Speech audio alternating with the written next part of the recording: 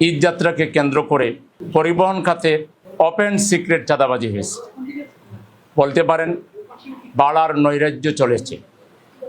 বাংলাদেশ যাত্রী কল্যাণ সমিতির সাম্প্রতিক পর্যবেক্ষণে দেখা গেছে দেশের প্রধান প্রধান দূরপাল্লার রুটের মধ্যে প্রায় প্রতিটি রুটেই বাস মালিকদের প্রতিশ্রুতি ভঙ্গ করে সাধারণ যাত্রীদের কাছ থেকে কোটি কোটি টাকা অতিরিক্ত ভাড়া হাতিয়ে নেওয়া হয়েছে। নির্ধারিত ভাড়ার চেয়ে প্রায় দ্বিগুণ টাকা প্রকাশ্যে ডাকাতি করা হয়েছে।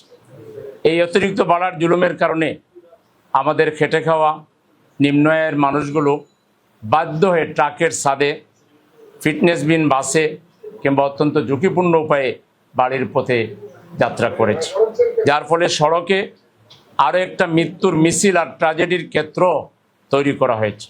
কিছুদিন আগে বিগত ঈদ যাত্রায় আমরা দেখেছি কিভাবে সরকারি ট্রাফিক অব্যবস্থাপনার কারণে 394টি তাজা প্রাণ ঝরে গিয়েছিল, অথচ সরকার ও সংশ্লিষ্ট কর্তৃপক্ষ এই সিন্ডিকেট ভাঙ্গার বদলে মাঠ পর্যায়ে নীরব দর্শকের ভূমিকা পালন করেছে। চাঁদাবাজি কোন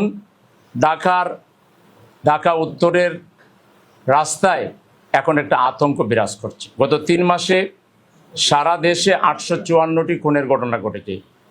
শুধু এই ঢাকা শহরেই খুন হয়েছেন 61 জন।